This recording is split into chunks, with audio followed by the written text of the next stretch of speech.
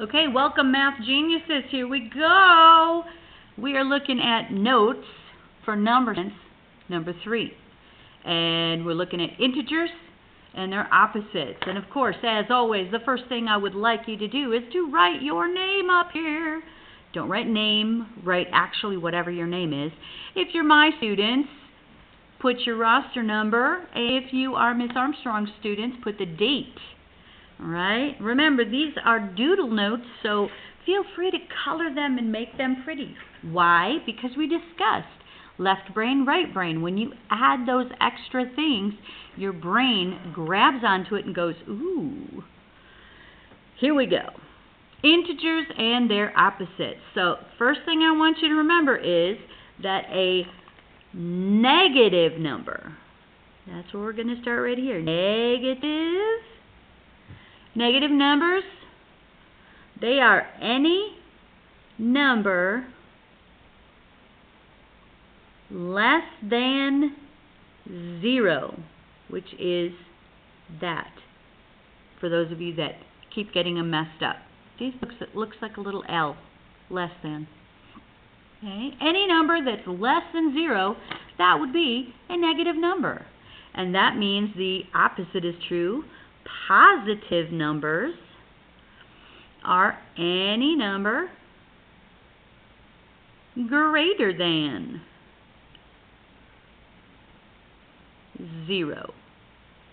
And that would be this thing. Okay? So, we're going to complete a number here. We're missing some numbers on our number line. Okay, well we could do this. Let's look at the negative numbers. 0, -1, -2. What's next? Yes, -3, -4. What's next? Very good. -5, -6. And then finally, what's the last one? Exactly, -7. And to the other side of the number line, we've got 0 again in the middle. 1, 2, yes, 3, 4, got it, 5, 6, and alrighty, 7. Now, you need to remember that 0 is neither positive or negative. 0 is just 0. You can't owe somebody $0, and you can't be holding 0 of something in your hand. 0 is neither positive or, it's just the middle. It's like the anchor. It holds the number down and keeps everybody lined up in the right place. Okay. Also, I want to remind you to always, always, always write a negative number with a negative sign. If you don't put that negative in front of it, then you just changed your whole math problem. Seriously. Okay, I'm going to slide this up a little bit. We'll keep going. So let's define what is an integer. Pardon me. Then, an integer is the set of whole numbers, the set of whole numbers and their opposites. Okay, integers are all the numbers that you can count on a number line. 1, 2, 3, 4, 5, 6, 7, forever, and their opposites, -1, 2, 3, 4, 5, 6, 7, and so on and so forth. So an opposite would be, whoops, I can't spell, 2 numbers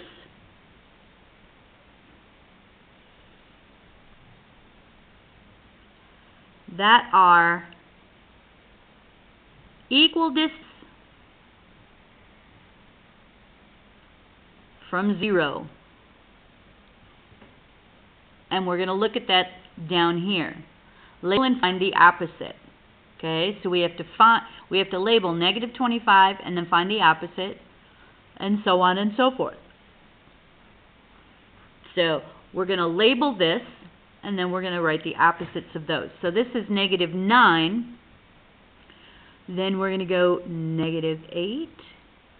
Since it's hard to see this, I'm going to go up and down. Negative 7, negative 6, negative 5, negative 4, negative 3, negative 2, and negative 1. That makes this one 0. And now we can count regular. And I'm going to keep going the same thing. 1, 2, count with me. 3, 4, 5, 6, 7, 8, 9, 10, 11, 12, 13, 14. We could keep going. Oh, we missed one, didn't we? This one would be negative 10, way down here. Negative 10. Ta-da! All right. So let's label the y-axis. Why did I call this y? Well, I'm glad you asked. Remember, we're going to have a time coming up where we have both lines intersecting, which means they're crossing over each other, and this one would be the x, and this one would be the y. So let's label this one. 3, 2, 1, 0. Is that correct? Am I doing it right? All right, so then we keep going. Negative 1, negative 2, negative 3. This is the positive side, this is the negative side. Yep, that's how it works. So let's write the opposite of these integers. Negative 25. What is the opposite of negative 25? Shout it out. That's a little lame, but yes, 25. What's the opposite of 79? Super easy, guys. You just negative in front of it. 79. The opposite of 1 is negative 1. What's the opposite of 17? Thank you. Negative 17. What about negative 39? What's the opposite of negative 39? Certainly, you just put 39. You get rid of the negative sign. That's all that there is to this when we're doing opposites. So we have 22. We're going to add the negative sign and make it negative 22. 3. We're going to add a negative sign and add a 3. And then 13. Negative 13. That's all we're talking about with opposites. If it has a negative, then take it away. If it is a positive, then stick a negative on it. Then you have the lovely, lovely opposite. So, that's your notes. Now let's flip it over and look at the guided practice. Oh, look, number lines. We've got number lines. All right, integers and their opposites. This is going to be, it should be, quite simple. Circle the number line that shows point A representing the opposite of 38. Well, what's the opposite of 38? Opposite would be negative 38. So we want to figure out which one has negative 38. Well, this is like negative 37, so that's not going to work because, see, it's 36 and 38, so that would be 37. And this is on 38, but it's positive 38. And that's not what we want. And this has, oh, look, 7, 39, so that would be 38, so that would be C. Because, look, it's 83. Totally not right. So C is our answer. That one has it. And then the second one, circle the number line that shows X and Y represent opposite numbers. All right. So I've got negative 7 and positive 5. Those are not opposite, are they? We know this because it's 1, 2, 3, 4, 5 to there. 1, 2, 3, 4, 5, 6, 7 to there. Not equal. This is bigger than this. So that's not it. Boom. Negative 6 and 2. Again, you're all going, Miss Sissel, duh. It's not it. And we've got positive 6 and negative 6. Oh, look at that. Once again, our answer is C. And just to check D, negative 3 and positive 9, totally not it. All right, so you are now going to embark on a joyful time doing the math practice. And I can tell you it's pretty much easier than all of this, because all it wants you to do is write down a number. And it's either going to be a positive or negative number. But the thing is, on your math practice, you need to look at the words. Okay? So look for key words that will help you. For instance, the temperature fell.